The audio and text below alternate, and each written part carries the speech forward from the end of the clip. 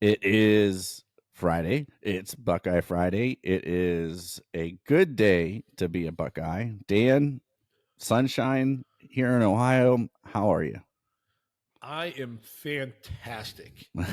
Today is the Great Ones Day. We are 99 days away from Ohio State kicking off against Yes. Acorn, Yeah.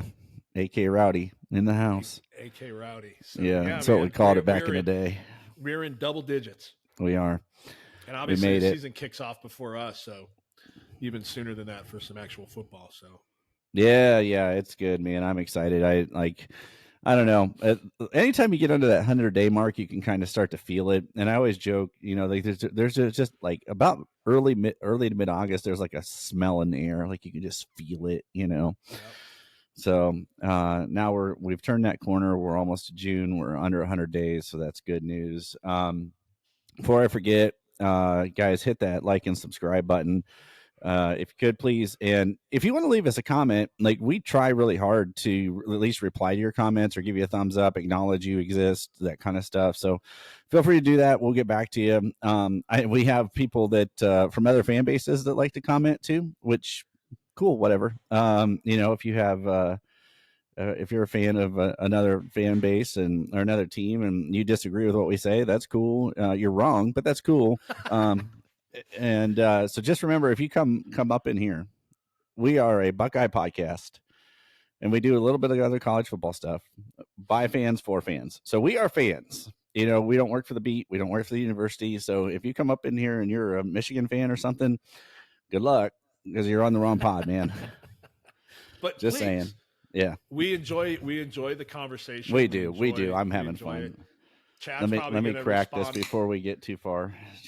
Chad's probably going to respond a little bit less if you're, being belligerent and talking trash, but you will be responded to. So let's just leave it at that. Yep. Well, Dan, I don't argue with strangers on the internet. So, you know what? I've never met a stranger, Chad. Yeah, I've met a few of them. All right. So I wanted to play a game, Dan, and I talked to you about this beforehand, and I think it'll be fun. It's called The Most Delusional Fan Base. So, and we'll do a winner's bracket after we're done. But so number one, and you'll understand why I paired these teams together if you really think about the correlation of the two. So number one, Miami or Notre Dame? I'm going with Miami. Okay. I think Notre Dame understands where their place is in the hierarchy. And they'll make excuses as to why because of academics and all this other kind of stuff. But I think they understand. But Miami, man, those jokers are just they're living in the past. Have they won 10 games in the last 20 years ever? I think they snuck out one 10-win season under Mark Richt, maybe. I respect Mark Richt, so I should be careful. I like Tim as a coach. Yeah, but I mean they've been broke since Tress broke them, man. 2003. Yeah. Ken Dorsey on his knees in the middle of the field. What? Yeah. With that being said, and our buddy Juck, I think I don't know if he called it a show or two ago or what, but I think Miami makes the playoff this year. I mean, they've put together a good roster. The only caveat to that is that, man, Mario Cristobal, he seems to have a few Urban Meyer games in him every year. Urban had that one game a year most seasons. Yeah. Mario seems to have 2 or 3 of those. Well, what was the one last year where there was loaded? Yeah. What was the one last year, man, where they had like 40 seconds left or something, and Miami had Georgia the football? Tech. Oh yeah, and Georgia Tech got the ball, and then they somehow got it over the top of the defense right at the end of the game because they fumbled. And it wasn't a fumble, but they had an opportunity to, if I'm not mistaken, they had an opportunity to take a knee. They did, and they did, and they ran it, and the guy fumbled. But I think their biggest. I think they've always had the athletes. Yeah, I think they've always had the horses up front. The thing is, they've got to get coached up. They've really struggled to have a decent quarterback. And I think they've got that this year in Cam Ward. So Miami, they're way more delusional than Notre Dame fans. And it doesn't hurt to have Justin Scott come in his sophomore year. who we lost out on in the last minute. So, all right. So Well, number he's a two, we lost out on him true this year, freshman, right? true Yeah. freshman. He's Sorry, a you're true right, true freshman. freshman. Yeah. So number two, Michigan or Tennessee? This is a tough one, man. I got to be honest with you. I mean, I'm here in Nashville, Yeah, that's why I put them together. so I'm surrounded by Vols fans.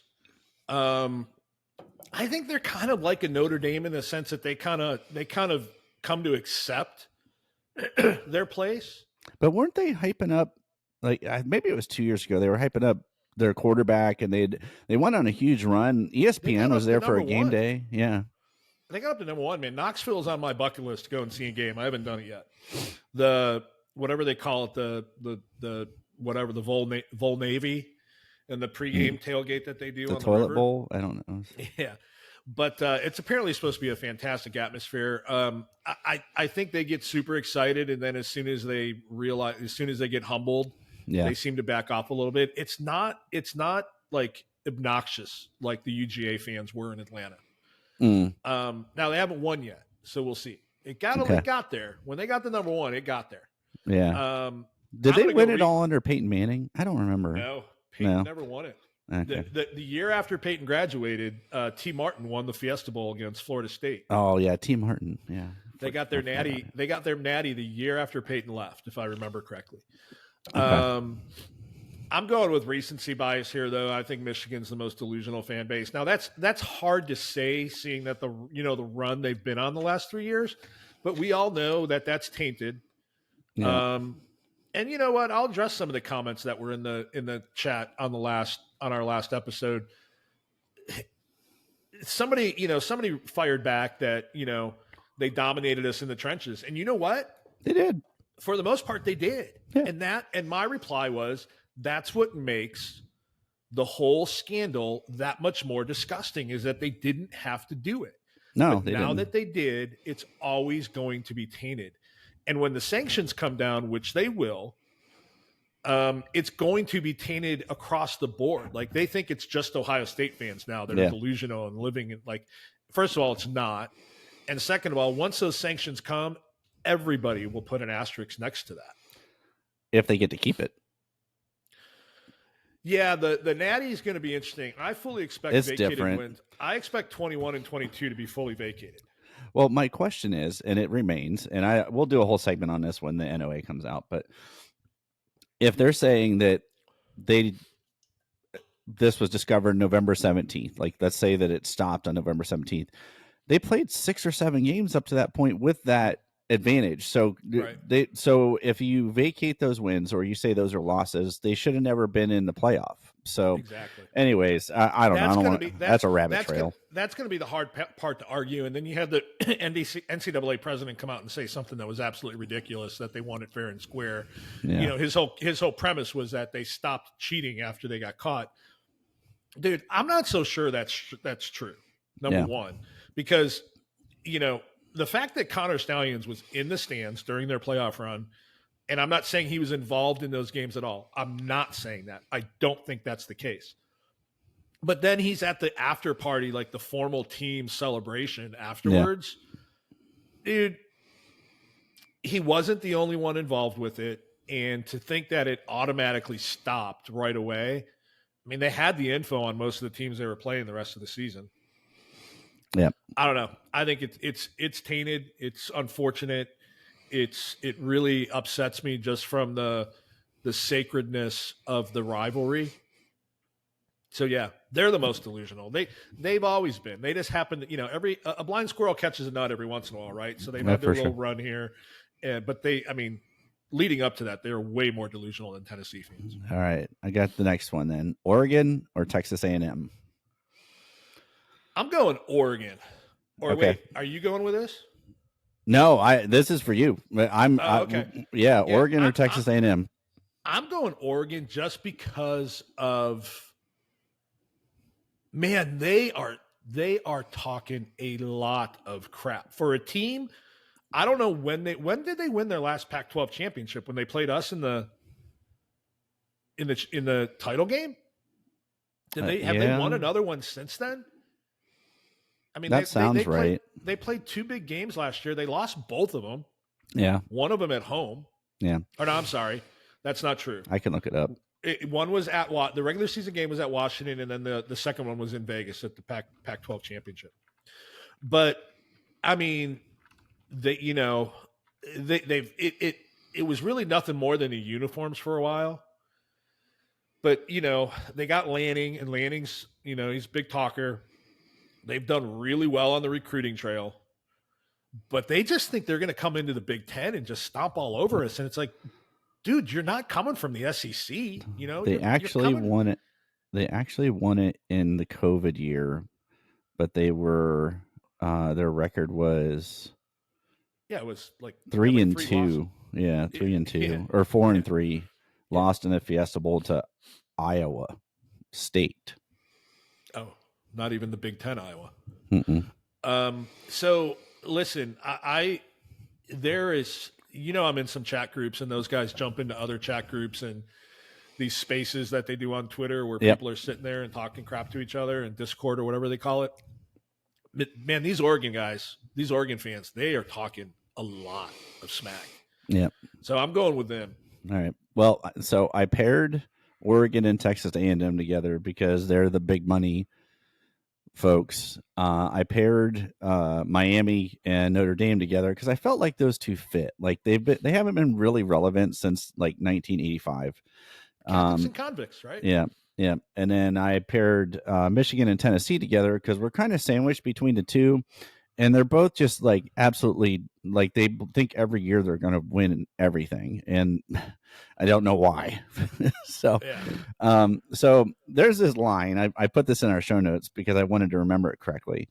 From Along Came Polly, the movie. And Philip Seymour Hoffman says, he was like famous when he was little. He was talking about being being famous. And he said, I was barely famous back then, and I'll never be famous again. And that's kind of how I feel about Miami, Notre Dame, Michigan, and Tennessee.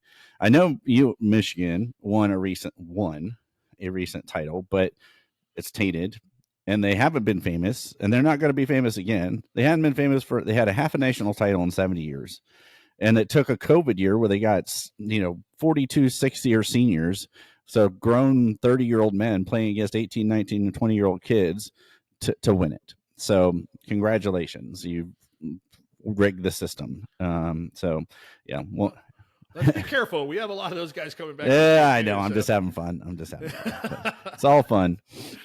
And you mentioned the lone wolf conspiracy thing. That is the conspiracy that Connor Stallions was doing it on its own. Right. That's my favorite line. Right. Yeah. Connor Stallions acting alone is the conspiracy theory. Right. So, moving on to something Ohio State related, I was excited about this. I want to know how you feel too. We have 0 Friday night games, and can I just tell you why I'm excited about it? I would love to hear why you're excited. Okay, so being from Ohio, Ohio football, especially, a lot of it happens on Friday nights. We do have playoff games on Saturdays, but I want to leave Friday nights for the high school kids. The Big Ten doesn't need any more money. We just set a record of $880 million. We don't need Friday night games to expand our network or whatever the heck they're trying to do. Leave that for the high school kids. And it matters to me being from Ohio. Now, it may not matter in Michigan because they always try to come to Ohio and take Ohio's kids because we have better football down here. And, and it matters in Texas.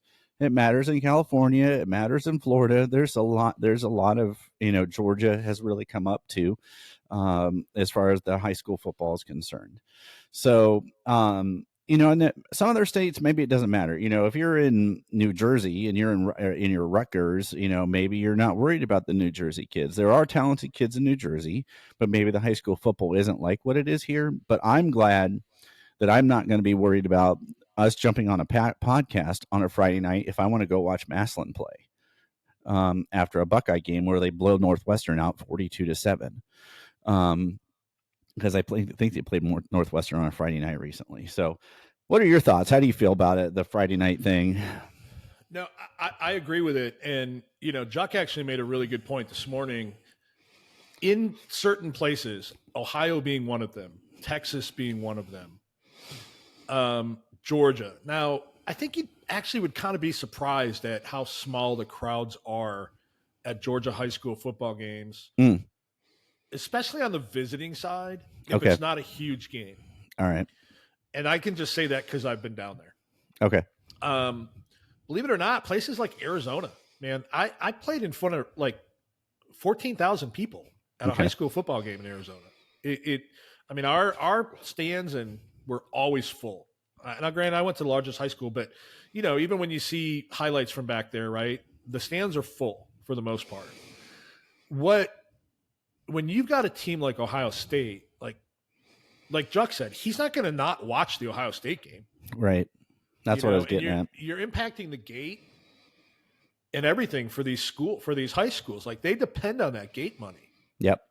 And I don't know. I just think it's, the Big Ten doesn't need to do it. That's the point. They don't need to do it.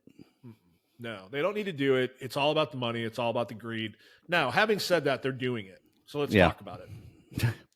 I love the fact that we don't have a Friday night game. Yeah.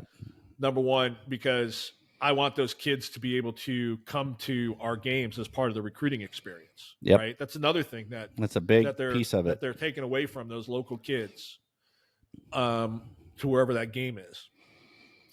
I also love the fact that Oregon's got 2 Friday night games. USC's got a Friday night game. That means that, those high school kids, at least the local kids, well, any of the kids, they're not coming to see an Ohio or, an Oregon game that weekend. So it hurts, and that's why Ohio State and Michigan's been so adamant about it is like, number one, we're not going to hurt the high school game around us. And number two, you're ruining a recruiting weekend for us. We only have so many home recruiting weekends. They have 6. And if you're not going to bring them to Akron. Yeah. And if you're playing at home for a Friday night game, you're ruining a recruiting weekend. Yep.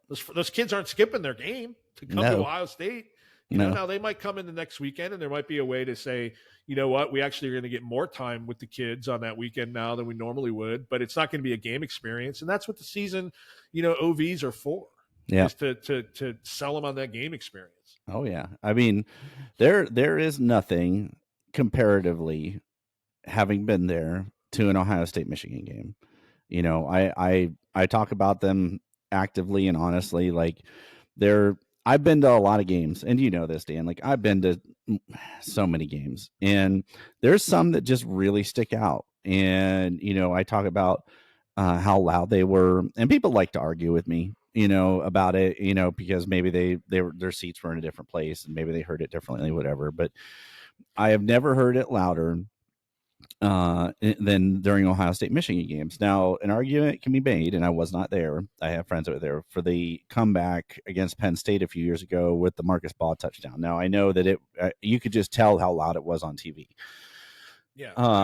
But I wasn't there. Game, yeah. It was a lot quiet earlier in the game, but I was not there for that. So I have no, but I've been to Penn State, Ohio State games, and it was never that loud. So, but yeah, that's a big thing for me. And I'm glad Ohio State is stepping up and saying, hey, don't play us on Friday night. Play Rutgers in Maryland.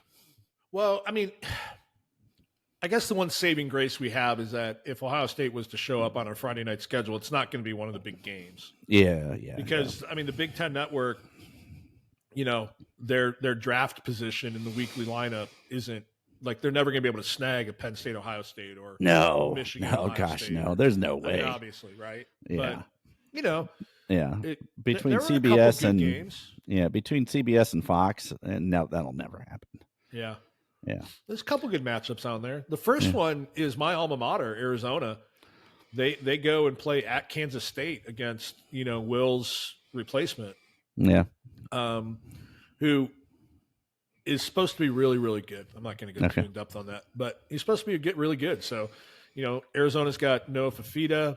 We got Terrence McMillan at receiver. Kid's a stud. He could play at Ohio State as a receiver. He's a stud. That's actually a pretty good kickoff game to their Friday night slate. So I'll watch that one. Okay. All right, cool. So moving on to focusing in solely on Ohio State, from a recruiting standpoint, since we were just talking recruiting and Friday nights. Caught this little nugget. 5-star Jakeem Stewart, the defensive lineman, said he was blown away on his visit, and they basically said they did everything right, and he basically couldn't believe how nice it was and how great it was. And man, would I love to get him. What do you think? Like, wow. I didn't know we had a shot at him. Yeah, no, I mean, I knew when he visited, when he came away from that visit, he was speaking glowing about it. Yeah. I mean, listen, it's going to be really hard to pull a kid like that out of Louisiana. Really hard. However, I can't help but to think that Brian Kelly was maybe foreshadowing, losing guys like this when he talked about that. We're just not going to, we're not in the game of paying players, in a bidding war. That came on the heels of his visit here. Yeah, it did. It came on the heels of DeCorian Moore decommitting. Yep. So it's hard to argue with the success of our D linemen in the NFL. And when you look at, we've all seen the screenshot, at least all the Ohio State fans have, the screenshot of the presentation that they make for these guys. I think it was $658 million. Yes, it's in nuts. Current contracts. Yes. For Ohio State. That's just the D lineman. Yep. Just the D lineman. Yeah. So, yeah, man, that's going to catch kids' attention. And he's talking about reclassifying, too. I think that's pretty much a done deal. So he could be in the 25 class.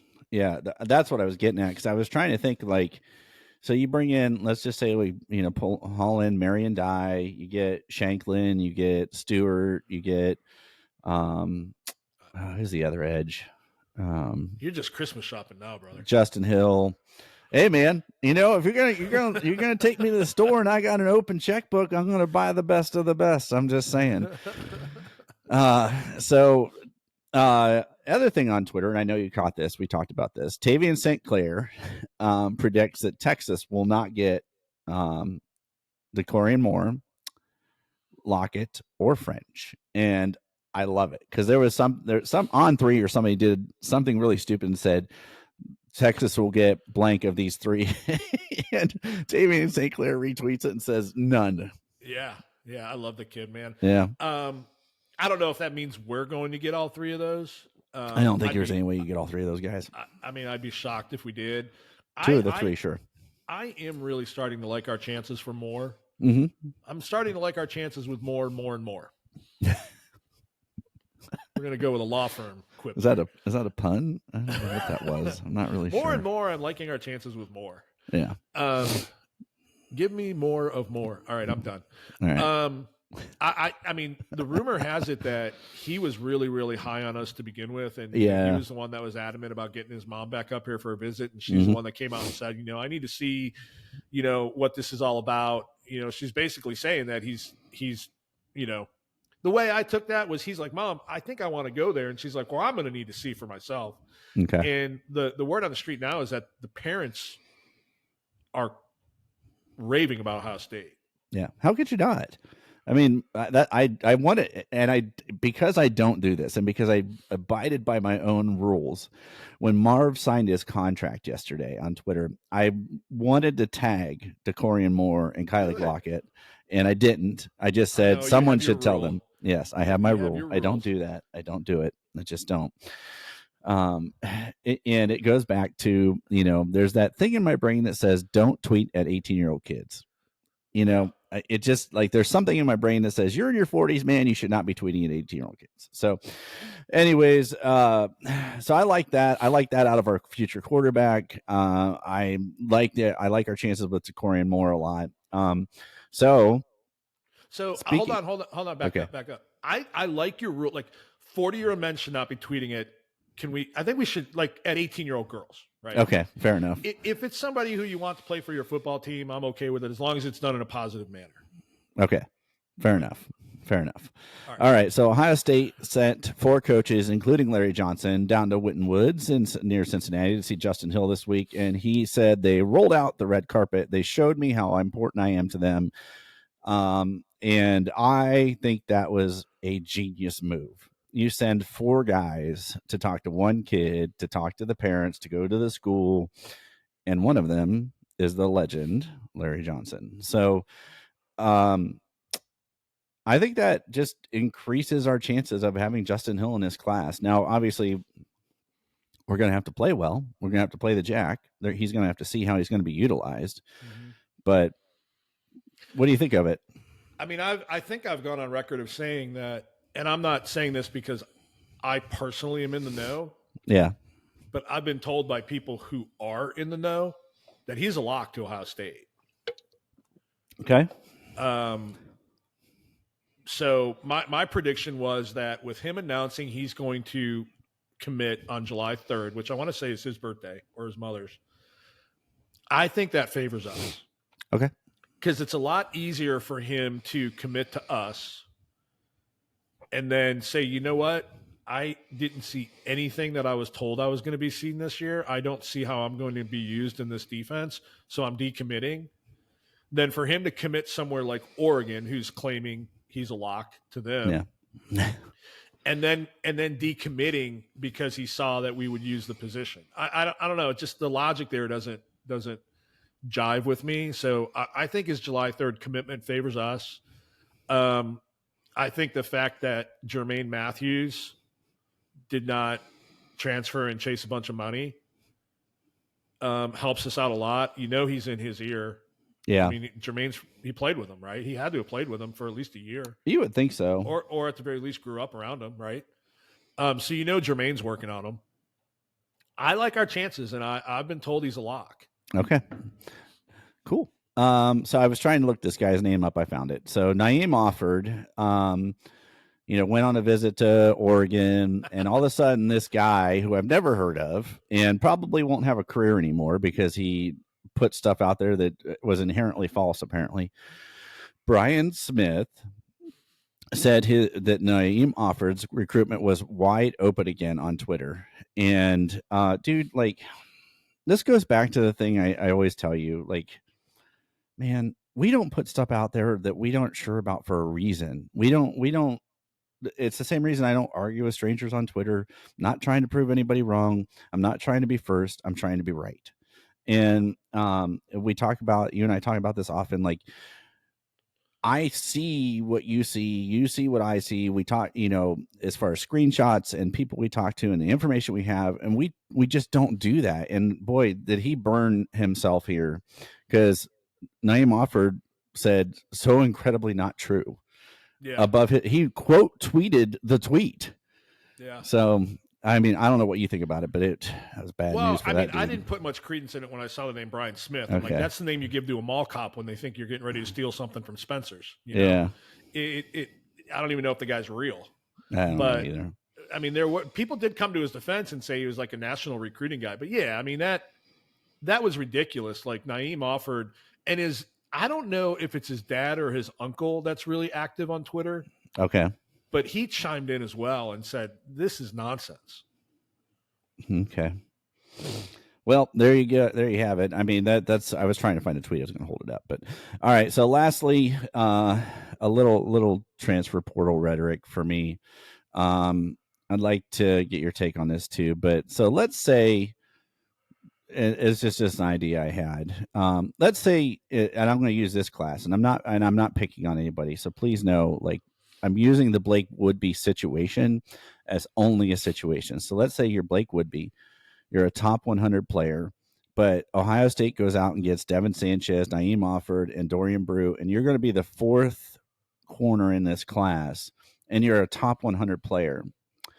So would you do this? Would you go take a scholarship to, say, Rutgers or Maryland or Michigan, where there's lesser talent, that you'll get to play right away? So like at Michigan, with bringing in Little Sisters of the Poor defensive backs this year, and play immediately. Maybe you get freshman All-American. Maybe you get to be a freshman All-American, and then you can transfer to an elite school like Ohio State, Georgia, Texas. So you got a year of starting under your belt. you're now a freshman All-American, and you've gotten your NIL package from that school, whatever it is, and then you get to go play real big boy football. Would you do that? I mean, it's like an apprenticeship. Yeah, I mean, you. I think you posed this question to me differently the first time you. I talked did. About I intentionally changed it. Okay. I mean, listen. I mean, sure, but here's the deal. Those three guys that would have made him fourth in the class are still there when he comes back the next year, and he missed out a year of development at a place like OSU. Right, but you don't go. Let's say you're not. Let's say, for instance, let's say you go to Georgia and they have 2 juniors this year, and next year, you could walk on as a sophomore and you're going to be one of the 2 starters. Yeah, I mean, I'm sure some kids are thinking that. I'm just curious. I'm just, it's something I was wondering. I can't see a high profile kid doing that. Okay. But I can see a lot of players saying to themselves, like, you know what, I'm going to go and perform and work my butt off and get some film and then enter the portal and see who's out there for me. Okay. Absolutely. Yeah. I mean, it's essentially happening already.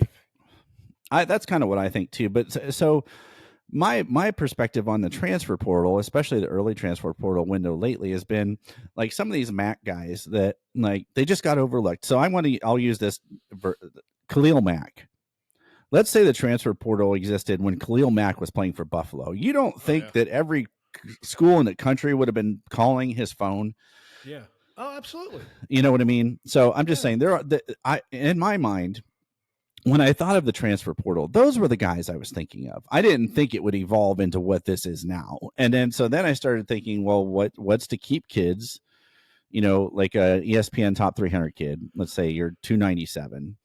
And you go to Arizona and you play lights out at Arizona. Hey. I'm just having fun with you, man. But let's say you go to a school. I'll use Rutgers because I feel like Rutgers had some decent ball players last year, and I really think a lot of Coach Schiano. And you're ready to, you're like, man, I put a lot of great film on tape. I've got these coaches calling me, that I talked to the first time around, and whatever it is, and that's tampering, but you can't do that. But that it happens. And you put your name in a transfer portal and you get to go play at, Texas, and you have film on tape, you're playing well, and then that helps you elevate your game to the next level. And all of a sudden you're an All-American and you're getting drafted in the top 2 rounds of the NFL draft. Yeah. So I look at it, I think back in early in my career, and maybe you do too. Like I did an internship, and my internship turned into a full-time job because I did it well. And then because I did that well, I got promoted and I took a job at a new company in a bigger, better paying job. Yeah. And, could kids be looking at it like that? That's just you're basically describing free agency in the NFL, right? I know. Guys get in, prove themselves, earn that contract. They've got their contract year and they go out on the open market. And yeah. I mean, I think we're already there. Yeah. I just wondered if you think, I guess I was wondering, are kids approaching it like that? Do we think that they are? And I'm starting to think that they might be. But I haven't, what I was getting at was the top 100 guys. Do you think any of them would do that? I don't think the top 100 guys are thinking that way. Okay. I just don't. Now, the way you posed the question to me earlier in the week was, do you think, schools are telling kids to do that? You're right. And that gets dicey. That's what that gets dicey. Number one, I don't know how many kids that Ohio State is talking to seriously that they don't think could play for them. Fair enough. Right? I mean, I can see them saying to a kid, that maybe is pursuing them and that's just not a good fit, saying to them like, hey, listen, why don't you go to a school where you could get on the field your freshman year and then, we'll see how things go. Like those conversations I think are taking place. Okay. But the way you posed it was, hey, Blake Woodby, you're the 4th guy, but you're still a top 10 guy. You're still a top 15 guy at your position. Why don't you go ahead and, go get on the field at Michigan State, because they just had a coaching change, and Coach Smith is a good coach, and we feel like you'd get developed there for a year, and go get on the field there, and then we'll bring you over after next year. Like, right, exactly. that's just way too. That's way too dicey. Way Okay. too dicey. Because then you're not allowed to have contact with that kid while he's there, and he's not in Right. the portal, right? And I'm Well, sure everybody's following that rule. Where I thought of that would be like go to BC. One of Ryan Day's guys, head coach, play for a year, and then come back. Now you're actually suggesting that Bill O'Brien would like be in on it and say, "Hey, bring me this kid for a year, and then I'll send him over there." No. Not suggesting any of those things. I'm just asking if do you think that could happen? I mean, can it? Sure. So the example blatant. Yeah, the example I would use, and this came to me. This is what prompted me to think about this. Was if, let's say, there was a unknown staffer on the sidelines at Central Michigan who was looking at players who might be able to play for Michigan, and they said, well, go play for this program at Central Michigan for a year, and if you play well, we'll bring you on.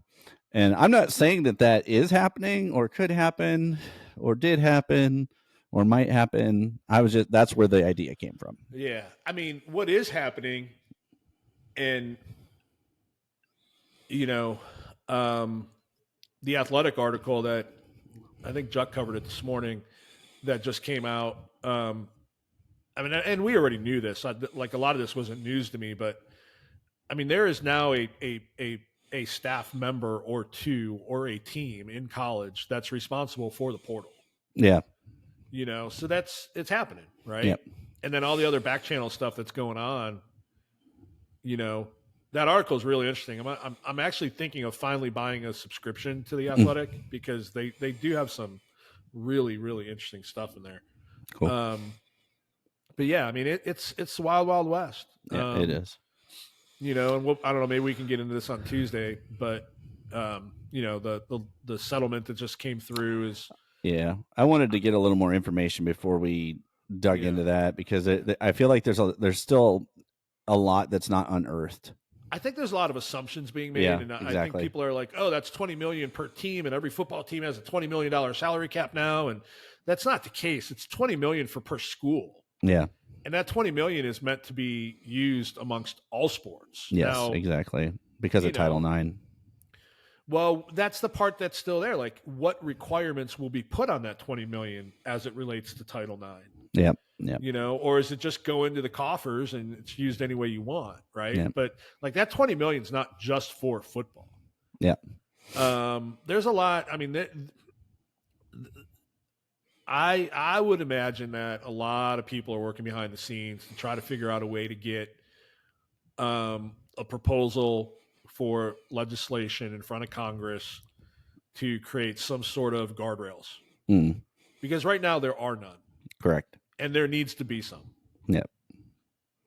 It's just, this can't go on. But NILs are not going away. Collectives are not going away. That's not enough money. I mean, that money could be used as a quote unquote salary from the NIL, but all the other, like, name, image, likeness, that's all about marketing. Yep. And that's not going away. Schools are going to continue to use that to sweeten the pot for the high profile players. Absolutely. All right, guys. Well, we're at the 40-minute mark. So I always try to keep it around or under that. So hope you guys enjoyed the show today. Don't forget to like and subscribe. Appreciate you guys staying with us. We really do try to reply to all your comments and stuff on YouTube. So give us a like, give us a comment, whatever you think, good, bad, or otherwise. We appreciate you guys. So, I hope you guys enjoy a weekend, long Memorial Day weekend. We'll be back at you on Tuesday, hopefully with some more news and notes and good news for the Buckeyes. So you guys stay safe out there. And as always, go Bucks. Go Bucks.